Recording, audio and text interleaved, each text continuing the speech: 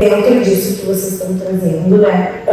Aqui a gente tem uma pergunta que é quais são as dicas, né? Quais são os sinais que vocês podem dizer? A Ana já trouxe um pouquinho que não tem muito como definir um sinal, mas tem alguma dica assim, para os pais ficarem atentos, algum comportamento, algo que eles possam ajudar os seus filhos, né? Não pensando só nos adolescentes, sim também nas crianças lá na educação infantil, ali no ensino fundamental 1 e 2 também.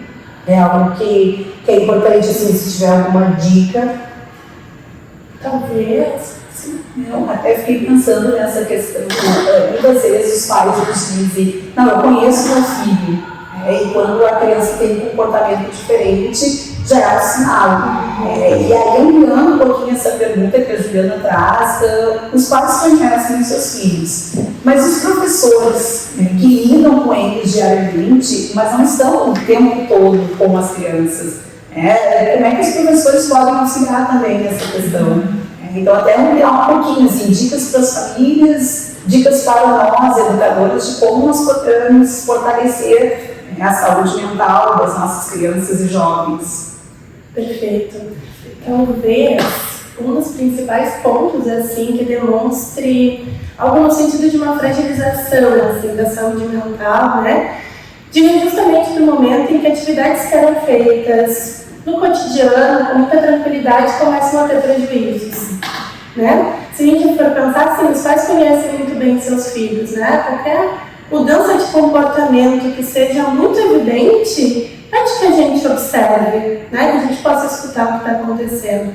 Na questão dos professores, fiquei pensando que talvez os analisadores seja inclusive o desenvolvimento na aprendizagem dos alunos, né? Alguém que, bom, vinha muito bem e passa a ter muita dificuldade. Ou alguém, então, que passa a estudar em níveis absurdos e aquilo começa a gerar muita ansiedade também, né? Talvez poder estar sempre olhando para esses extremos, né? Possa ser um modo de identificar para trazer o aluno para mais próximo. Acho que uma dica que é muito legal, assim, de novo, a gente está falando de rastrear, né, de mapear algumas coisas, enfim, mas vamos pensar assim, eu em casa, eu enxergo, eu tenho acesso a uma realidade da minha filha, do meu filho. A escola tem acesso a uma outra realidade do meu filho, né? Ele se comporta de um jeito comigo, né? Ele se comporta de um outro jeito na escola, ele se comporta de outro jeito, sei lá, na comunidade, ou brincando. Então, quando a gente junta essa rede e junta esses quebra-cabeças, assim como cada um está enxergando, né? A gente consegue pensar uma intervenção ou uma produção de cuidado realmente assertiva. Eu estou querendo dizer isso, né? Eu trabalho com famílias, então a gente vai pensando assim, que é clássico, que a gente está falando da patologização, né? Então assim, fulano tem bipolaridade, né? Daí começa a escutar o fulano, não, tem bipolaridade aqui, né? O que está acontecendo? Quando vem a outra pessoa, uma outra pessoa, essa pessoa também tem um certo comportamento que reage a esse fulano. Então, na bipolaridade, ele está reagindo a uma relação, né? Bom, então já desconstrói o diagnóstico aqui e abre para outras coisas. Bom, então tu consegue nomear melhor. Tem uma psicopedagoga sistêmica, que é a Elizabeth Porte, que ela fala isso. Déficit de atenção a déficit em algum lugar. Nas relações, em como que a gente está enxergando esse sujeito, na política pública, né, na narrativa, na história dessa criança, desse sujeito, e aí a gente tem que vai buscando em todas essas esferas, né? Então, quando a Cláudia pergunta, né, como é que ajudar os professores, como ajudar os pais, né? Eu acho que primeiro o que tu está entendendo dele a partir do teu saber de aprendizagem, né? E me conta um pouquinho, não é uma invasão, me conta um pouquinho como é que ele está fazendo em casa, né? Para eu entender do desenvolvimento dele e da aprendizagem de informação para isso. Bom, abrir uma parte aqui que extrapola a aprendizagem e as relações familiares que a gente não está dando conta. Bom, talvez agora a gente tenha que conversar com um profissional da saúde mental, um psicopedagogo, dependendo do que for. Vamos rastrear isso. Né? Quanto mais rede, né, melhor para essas crianças, para as famílias, enfim. A gente tem que pensar que as instituições elas existem para que a gente consiga se desenvolver. Né? Se desenvolver bem. Então, tudo que sai do cotidiano, né, como a Ana estava trazendo, a gente poder estar atento.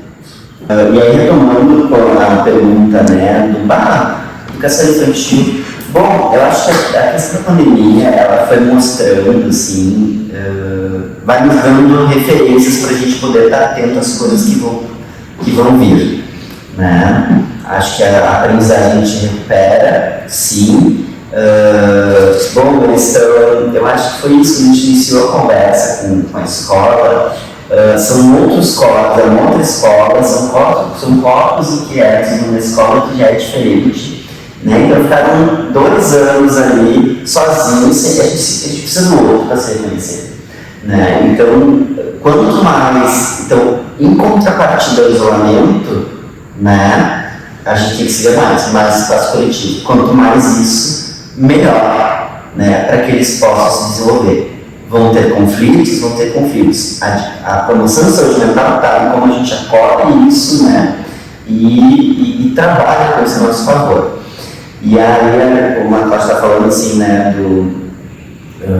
das famílias, né, então tu pensa assim, na pandemia as crianças estavam fazendo xixi na cama, né, e aí tu vai escutar as crianças, né, é difícil, né, em anos iniciais, aquela coisa toda, e aí quando, vou dar só uma cena, as crianças fazendo xixi na cama, né, terror noturno, aqueles sintomas todos da infância.